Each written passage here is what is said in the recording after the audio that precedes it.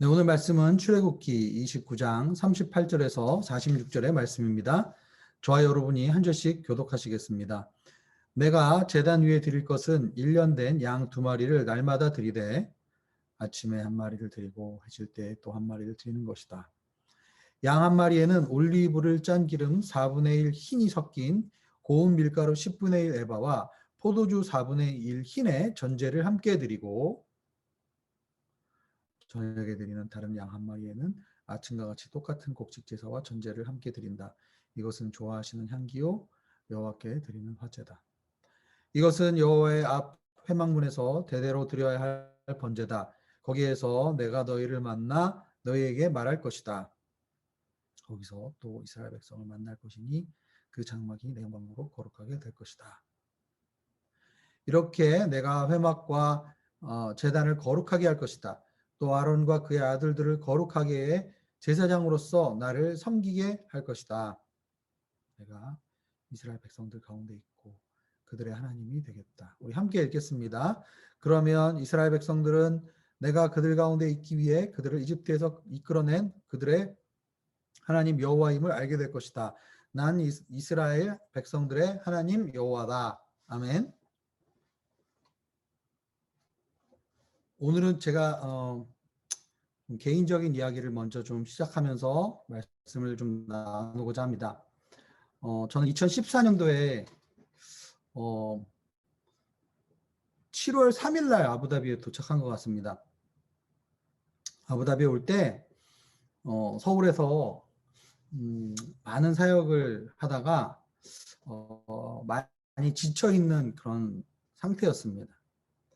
그래서 아마 제가 목요일 날 도착한 것 같은데요. 목요일 날 도착해서 바로 그 다음날 금요일 날 이침식을 하고 그리고 나서 이제 일요일 날 바라카에 다녀오고 그리고 하루 이틀 뒤인가요? 노기성 목사님을 환송했습니다. 그러니까 아부다비 도착해서 한 일주일간의 시간들이 아마 정신없이 지나갔던 것 같아요. 그리고 나서 이제 일상이 시작이 되었습니다.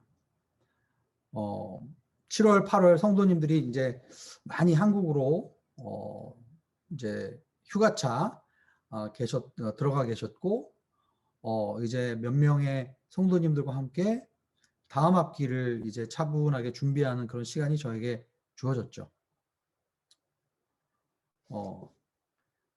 아직도 새벽 예배를 시작할 때 그 시간을 잊을 수가 없습니다.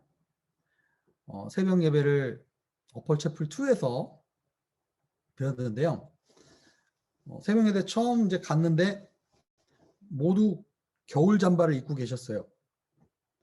그때가 7월이었는데 올해 여름처럼 굉장히 더웠던 여름으로 기억합니다. 50도를 자주 온도 50도를 찍었던 날들이 많았고 아침에도 30도 후반 혹은 40대 초반까지 온도가 떨어지지 않았습니다. 그런 날씨에 새벽 예배실에 들어갔는데 모두 겨울 잠바를 입고 계셨습니다. 그래서 굉장히 놀랐던 기억이 있죠. 근데 거기에서 앉아서 한 5분 정도 죄송합니다. 5분 정도 예배를 드리니까 이해가 됐습니다. 아, 에어컨이 굉장히 세구나. 그래서 이제 예배실 안에 있는 에어컨 그 AC 조절 박스를 이제 누르려고 하니까 거기에 TEC에서 그걸 박스로 다 열쇠로 잠궈놨더라고요. 그래서 그 누구도 에어컨을 온도를 AC를 조절할 수 없는 그런 상황이었습니다. AC가 엄청나게 세게 하루 종일 틀려져 있었는데 나중에 얘기 들어보니까 이 TEC는 전기값이랑 물값을 안 낸다고 그래요. 지금까지도 계속 안 내고 있습니다. 왜냐하면 여기를 세울 때 여기 왕이 전기값이랑 물세를 받지 말라고 그랬대요. 그래서 무한정으로 에어컨을 AC를 틀더라고요. 어쨌든 7월 8월에 계속 말씀과 기도 이 삶이 반복이 되었습니다. 어쩔 때는 바라카에 가서 말씀을 전하고 집에 돌아오면 1시쯤 됐는데 그 다음에 새벽에 4시에 일어나서 또 새벽 말씀 준비하고 또 새벽 기도 가고 부목사님이 그때 한국에 휴가를 가셨기 때문에 그래서 한 달 넘게 그런 생활을 반복을 했죠. 근데 희한하게도 그 7월, 8월의 시간들이 제 영혼을 회복시키는 그런 시간이었습니다.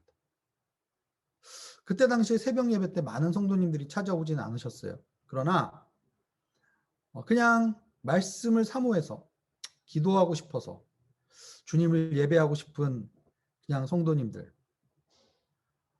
저도 그냥 아무런 목적 없이 그냥 주님을 바라보면서 주님께 기도하고 또한 말씀에 귀를 기울이고 전심으로 하나님을 찬양. 그런데 일상에 지쳐있던 저의 삶이 회복이 되는 것을 느꼈습니다. 그리고 말씀으로 충만해지는 것을 느꼈죠. 어떻게 보면 그 2달의 시간이 저에게 영적으로 저를 준비시키는 그러한 시간이었던 것 같습니다. 심지어는 아내가 새벽 기도 때 제가 전했던 말씀, 주일날 전했던 말씀을 듣고 은혜를 받았다고 말을 해준 적도 있습니다. 이건 굉장한 칭찬입니다. 평소에 그런 얘기를 잘 안 해주는데 그런 칭찬을 들을 정도로 그때 제가 기억하기로는 굉장히 말씀이 충만했던 것 같아요. 아마 아부다비를 이제 다음 주에 떠나게 되는데 가장 그리워할 시간은 아마 새벽 시간이 아닐까라는 생각이 듭니다. 그리고 가장 제 마음속에 남아있는 TC 안에서의 장소는 메인홀 1이 아니라 어퍼채플 2일 것입니다.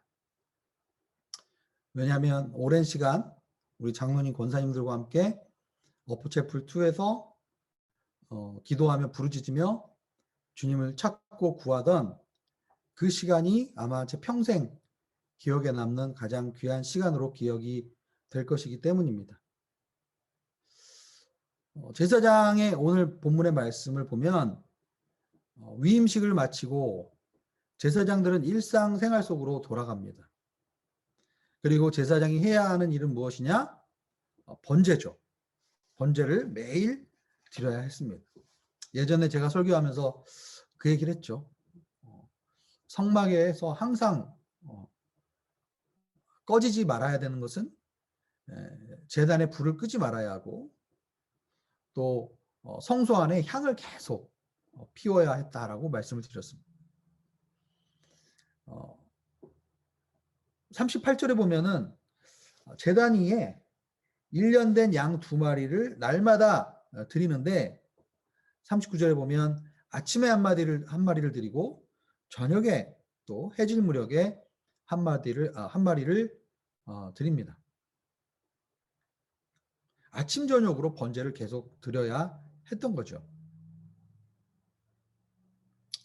이번에 JDS를 하면서 JDS 숙제로 저널링을 했습니다. JDS 훈련을 받으시는 우리 모든 성도님들 뿐만 아니라 저희 교육자들도 저널링을 이제 했죠. 아침에 일어나서 큐티를 하고 그 다음에 저녁에 마무리하면서 일기를 마무리하면서 하루를 마감했습니다. 주님의 말씀을 하루 종일 곱씹고 그리고 저녁에 하루 동안 그 말씀에 따라서 어떻게 살았는지를 실천했는지를 반성하는 그런 일기를 썼습니다. 때로는 매일매일의 묵상이 지칠 때는 하나님을 경외하는 삶이라는 책을 꺼내서 읽으면서 나의 내면을 점검하고 또 내 인생의 방향을 다시 한번 하나님 앞에 묻는 그런 시간들을 갖기도 했습니다. 저에게는 참 특별한 시간이었던 것 같아요. 이 8주간의 저널링과 JDS를 통해서 아부다비에서의 시간들을 정말 잘 마무리한다는 그런 느낌이 들었습니다. 다시 한번 말씀으로 제 영혼이 채워지고 또 하나님을 바라보는 어떻게 보면 정말 너무나 귀한 마무리의 시간이 아니었는가라는 생각을 합니다. 저는 그 JDS 저널링을 하면서 어떤 생각을 했냐면 하나님은 뭔가 우리가 큐티를 하면서 기가 막힌 묵상이나 깨달음을 요구하는 것은 아니다라는 생각을 했어요. 때로는 말씀을 묵상하다 보면 저는 굉장히 새로운 걸 추구하거든요. 새로운 어떤 생각, 새로운 해석, 또 기가 막힌 말씀에 대한 이해 이런 것들을 때로는 찾았는데 그게 중요하지 않다라는 생각이 들었어요. 말씀을 내가 뭐 깊게 깨닫지는 못한다 할지라도 하나님은 그냥 하루 종일 나의 일상의 삶 속에서 하나님의 말씀을 내 마음에 깊이 간직하고 기억하기를 원하시는 것이 아닌가. 하나님의 말씀에 귀를 기울이고 그 말씀을 내 마음에 깊이 간직하면은 어떤 일이 일어나는가? 하나님의 말씀을 가지고 내 삶을 반추하기 시작하고 그리고 하루 중에 특정한 시간을 떼어서 잠잠히 하나님의 음성을 듣고 기다리는 시간을 가지기 시작하면 하나님이 내 안에서 역사하기 시작하시고 말씀하시기 시작하신 겁니다. 잠잠히 기다리고 조용히 묵상하지 않으면 주님은 말씀하시지 않습니다. 아니, 내가 그 말씀을 받아들이지를 못합니다. 수만 가지의 잡생각과 상념에 시달리는 피곤한 인생을 우리가 살고 있습니다. 우리의 하루의 일상은 스마트폰과 유튜브 또 수많은 드라마, 영화들로 인해서 우리의 내면 세계가 엄청나게 시달리는 삶을 살고 있습니다. 수만 가지의 정보가 하루 종일 우리의 머릿속에 오고 갑니다. 그냥 조용히 하나님의 말씀을 기다릴 수 없게 하는 우리의 일상의 모습을 볼 수가 있습니다. 그런데 주님은 우리에게, 제사장들에게 아침으로 그리고 저녁으로 하나님께 온전히 드려지는 번제를 드리라고 합니다. 요즘 현대인의 삶으로 우리가 이 말씀의 원리를 적용시켜 보면 아침에 하나님 앞에 나의 삶을 드리는 시간을 갖고 저녁에 다시 한번 하나님께 모든 것을 끄고 하나님께 온전히 집중하는 시간, 온전히 하나님께 바쳐지는 그런 시간을 하나님이 원하시지 않는가. 하루의 시작을 하나님의 말씀과 시작하고 하루의 마지막을 하나님과 함께 마무리하는 그러한 삶을 우리에게 원하시는 것이 아닌가라는 생각을 해보게 됩니다. 40절에 보면은 그러면 번제를 어떻게 드리는가 자세하게 설명을 하고 있죠. 양 한 마리에는 올리브를 짠 기름에 4분의 1 흰이 섞인 고운 밀가루 10분의 1 에바와 포도주 4분의 1 흰 전제를 함께 드립니다. 무슨 얘기입니까? 이 번제는 양의 머리에 안수를 하죠. 그 자기의 죄를 전가하는 겁니다.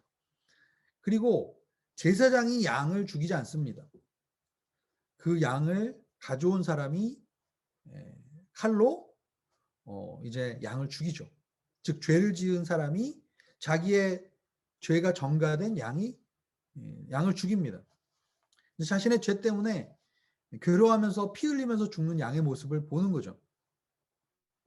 처음에 얼마나 마음이 고통스럽고 그 죽어가는 양을 보면서 피 흘리는 양을 보면서 얼마나 무서웠겠습니까? 그만큼 죄가 우리 가운데 얼마나 심각한 것인지를 이 번제의 과정을 통해서 우리는 보게 되는 것이죠.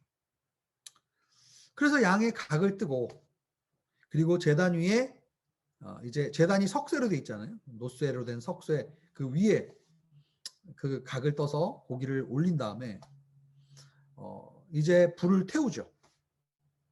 그때 올리브 기름 4분의 1 흰이면 0.9리터 정도 됩니다. 1리터가 좀 약간 안 되는 정도의 양으로 올리브 기름을 붓고 그리고 거기에다가 고운 밀가루 10분의 1 에바 약 한 2리터 정도 되는 그 정도의 밀가루를 붓습니다. 그리고 불을 태우죠. 올리브 기름과 밀가루를 붓고 고기를 태우면 어떻게 될까요?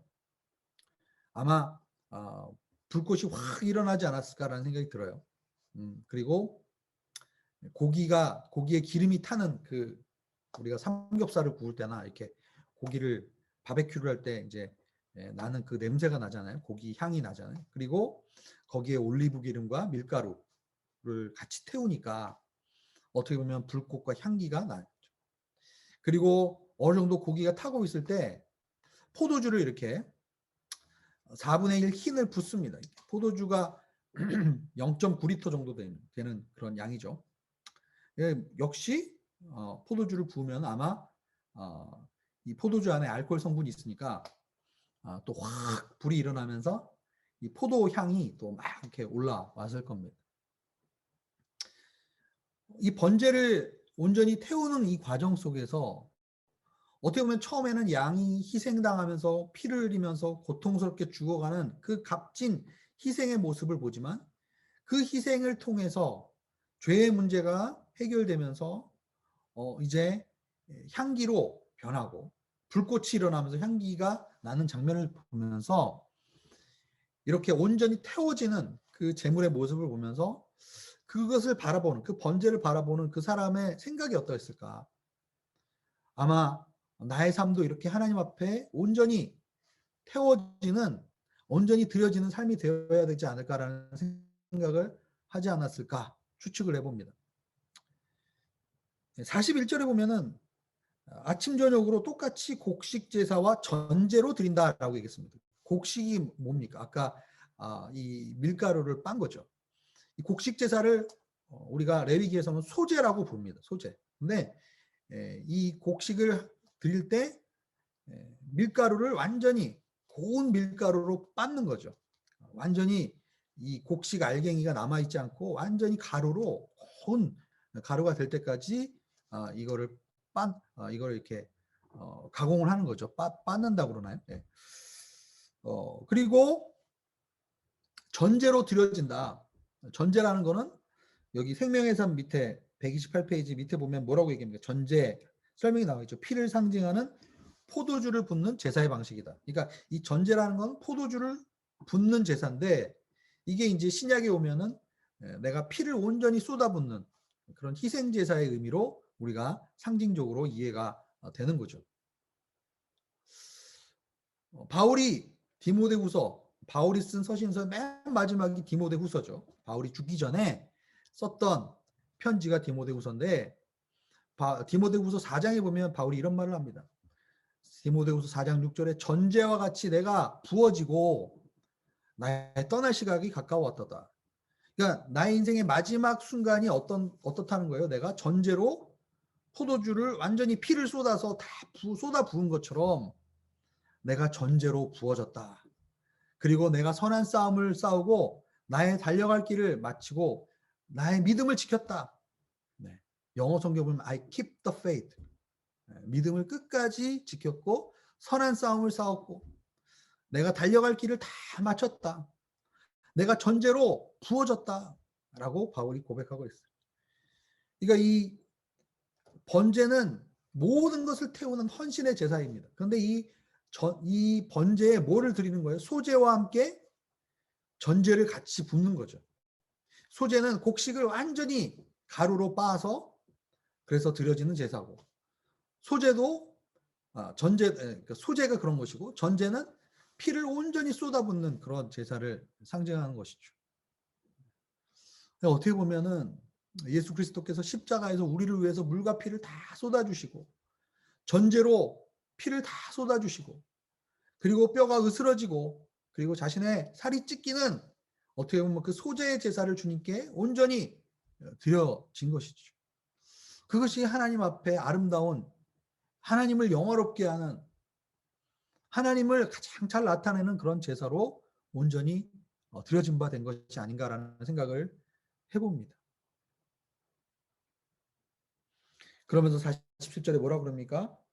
너희가 대대로 드려야 할 회막문 앞에서 드려야 할 번제다. 거기에서 내가 너를 만나고 내게 말할 것이다. 결국은 이 번제로 소제로 전제로 부어지는 이 모든 제사의 목적은 무엇입니까? 하나님을 만나고 하나님의 음성을 듣는 것이죠. 그리고 43절에 보면 거기서 내가 이스라엘 백성을 또 만날 것이니 그 장막이 내 영광으로 거룩하게 될 것이고 44절에 보면 회막과 제단을 거룩하게 할 것이며 또한 아론과 그 아들들을 거룩하게 해 제사장으로 나를 섬기게 할 것이다. 굉장히 중요한 컨셉이 여기 나와 있습니다.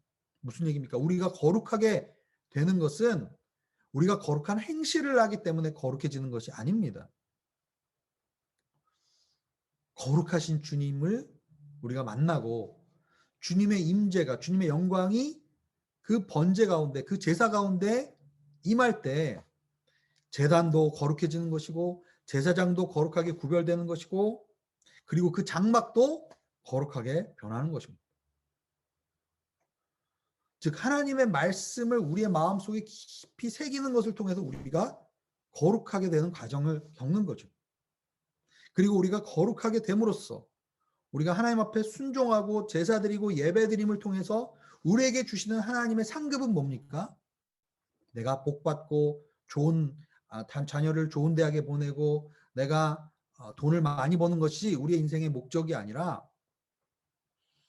우리 인생의 가장 큰 상급은 하나님과의 친밀감입니다. 주님 앞에 주님의 말씀이 내 안에 깊이 거하고 어떠한 상황이라 할지라도 주님의 말씀이 내 안에 있으면은 우리는 요동치 않고 그리고 부하나 아니면 우리가 빈하나 내가 부족하나 내가 부유하나 내가 항상 늘 주님 앞에 만족할 수 있는 일체의 비결을 배울 수 있는 거죠. 우리 인생의 목적은 하나님이 우리의 삶 가운데 거하시고 하나님의 음성을 듣고 살아가는 것이 우리의 삶의 목적이 되어야 될 줄로 믿습니다. 45절에 보면 내가 이스라엘 백성들 가운데 있고 그들의 하나님이 되겠다. 그럼 이 말만큼 벅찬 말이 어디 있을까요? 우리가 하나님의 백성이라는 그것으로 불리우는 것만으로도 우리의 인생에서 가장 벅찬 말이 아마 가장 행복한 말이 이걸 거예요. 나는 하나님의 백성이었다. 그리고 하나님은 나의 하나님이 되셨다. 46절에 보면 이스라엘 백성들은 내가 그들 가운데 있기 위해 그들을 이집트에서 이끌어낸 그들의 하나님 여호와임을 알게 될 것이다. 주님이 출애굽을 하시고 놀라운 그 하나님의 기적과 엄청난 수고와 노력을 감당했던 이유도 결국은 그 백성을 끌어내서 노예 상태에서 해방시켜서 그 이스라엘 백성 진중에 거하시기 원하시기 때문이다. 그리고 그들의 여호와 하나님이 되기 위함이다라고 말씀하고 계세요. 나는 이스라엘의 백성들의 하나님 여호와다. 우리가 매일매일 아침 저녁으로 기도하고 말씀 묵상하고 우리가 경건의 생활을 계속 이루어가면서 우리의 삶 속에서 하나님의 임재가 내 안에만 있다면 그것으로 만족한 거죠. 여러분 아부다비 온누리교회 여러분 출석하시면서 뭘 바라십니까? 뭘 기대하십니까? 어떤 뭐 양육 프로그램, 어떤 선교 아우리치, 아니면 무슨 순모임에서 엄청난 어떤 나눔? 여러분 그건 본질이 아닙니다. 여러분 아부다비 온누리교회에서 우리가 모였을 때 예배 드릴 때 하나님의 임재와 영광이 없다면 우리는 모일 이유가 없어요. 가장 중요한 것은 뭡니까? 하나님의 공동체 가운데 하나님의 임재와 하나님의 사랑과 하나님이 그 가운데 거하시는 것이 느껴지지 않는다면 우리의 존재 목적은 없는 거예요. 우리가 모일 필요가 없는 것입니다. 우리는 사교 모임도 아니고 우리는 뭐 어떤 건강을 증진하기 위한 모임도 아니고 취미생활 같이 하는 사람들의 모임이 아닙니다. 우리가 모이는 이유는 하나님의 임재와 목적, 하나님의 그 하나님과 함께하는 그 하나님의 거룩하신 임재 가운데 우리가 있기 때문입니다. 여러분 이 새벽 제단을 계속 깨우시는 우리 여러분, 이곳에 참여하시는 여러분의 선배들이 어퍼체플2에서 계속 부르짖으면서 지난 10년을 넘게 계속 기도해 오셨던 그 기도 때문에 하나님의 임재가 아침 저녁으로 이 교회 가운데 있었기 때문에 우리가 여기까지 오지 않았나 생각이 들어요. 제가 이제 이 교회를 떠나면서 오늘 새벽 재단에 참여하고 계시는 모든 성도님들께 마지막으로 부탁을 드리고 싶습니다. 여러분 새벽 재단의 불을 끄면 안 됩니다. 이 교회 불이 꺼지면 교회 목적이 이유가 없어요. 저는 한국에 돌아가서도 계속 아부다비 온누리교회 생각하면서 기도할 거예요. 이 교회가 새벽 재단에 불이 살아있는 교회, 금요일 예배 때 하나님의 임재를 느낄 수 있는 교회, 그런 교회가 되게 하여 주시고 또 우리 모두가 아부다비에서의 추억이 어떤 추억이 있는가, 유럽에 여행 갔던 추억, 뭐 아니면 뭐 명품 샵에 가서 뭐 한국에서 사지 못했던 명품을 샀던 그 기억이 아니라 내가 하나님께 부르짖고 새벽 기도 재단에서 하나님을 만나고 하나님의 은혜를 체험했던 그곳, 그곳이 아부다비였고 그곳이 아부다비 온누리교회였다. 그런 고백을 할 수 있는 저와 여러분이 될 수 있기를 주의 이름으로 축복하고 아부다비 온누리교회를 축복합니다. 이 시간에 주신 기도 제목 가지고 함께 한번 기도하며 나가겠습니다. 매일매일 하나님께 무엇을 얻으려는 것이 아니라 주님과 함께함이 기쁨이어서 나아가게 하소서. 전제와 소재로 부어지는 삶을 살게 하소서. 나의 삶과 사역의 목적이 주님과 함께 동행하며 교제하기 위해 살아가게 하소서. 하나님의 영광을 사모하며 살아가게 하소서.